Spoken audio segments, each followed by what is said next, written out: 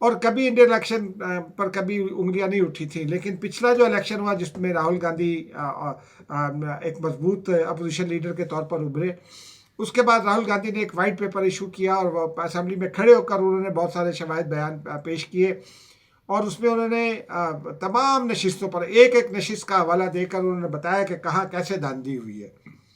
یہی حال یہاں کا بھی ہے، مغربی بنگال کا۔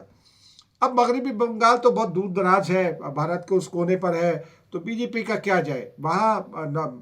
مغربی بنگال میں چونکہ نارملی وہ کمیونسٹ پارٹی کی حکومت رہی ہے، یا اب ممتا بنرجی کی سوشلسٹ پارٹی آئی تھی اقتدار میں، یہ سوشل کمیونزم پارٹی ہے، اور وہ یوں سمجھیے کہ اعتدال پسند لوگ ہیں، اور وہ ممتا بنرجی جو ہے وہ بڑی زبردست وزیر اعلیٰ تھیں، اور لیکن بی جے پی نے اس پر زور لگایا، غیر معمولی زور لگایا، اور دھاندلی تک پر اتری۔ اور میں آپ کو ایک بات اور بتاؤں کہ مغربی بنگال میں دھاندلی کے حوالے سے انڈین الیکشن کمیشن نے بھی جو اطلاعات موصول ہوئی ہیں، اور یہ انڈیپینڈنٹ اطلاعات ہیں، یہ انڈیا سے موصول ہوئی ہیں، پاکستان سے موصول نہیں ہوئی، کیونکہ میرا انٹرسٹ ہے مغربی بنگال میں تھا، تو میں نے وہاں دوستوں سے رابطہ رکھا۔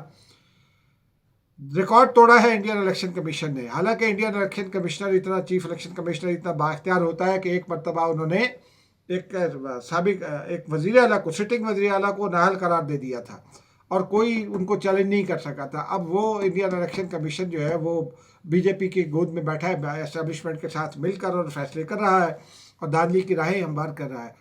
یہ کیوں ہے؟ بھارت میں مغربی بنگال پر کیوں زور لگایا بی جے پی نے؟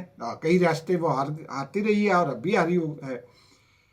اس کی وجہ بنگلہ دیش ہے، کیونکہ بنگلہ دیش میں آپ کو پتہ ہے کہ حسینہ واجد کے خلاف ایک ریوولٹ ہوا، خونی ریوولٹ ہوا، وہ کہ طلباء کی وہ معاملات تھے، طلباء کے کچھ مطالبات تھے، اس کے بعد وہ اب وہاں رجیم چینج ہو گیا، حکومت آ گئی، اور حکومت جو ہے بڑے اچھے لوگوں کی ہے۔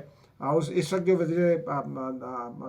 وزیر اعظم ہیں خالدہ ضیاء صاحب کے صاحبزادے، خالدہ ضیاء صاحبہ کے صاحبزادے، وہ اچھی طرح سے معاملات کو دیکھ رہے ہیں، اور رفتہ رفتہ بنگلہ دیش حکومت آگے بڑھ رہی ہے۔ پاکستان کے ساتھ ان کے تعلقات میں جو غیر معمولی گرم جوشی تھی ڈاکٹر یونس کے دور میں، وہ ابھی بھی موجود ہے۔ ظاہر سی بات ہے جب ابتدا ہوتی ہے تو گرم جوشی جو ہے وہ غیر معمولی ہوتی ہے، لیکن اب جو ہے وہ کم ہے گرم جوشی۔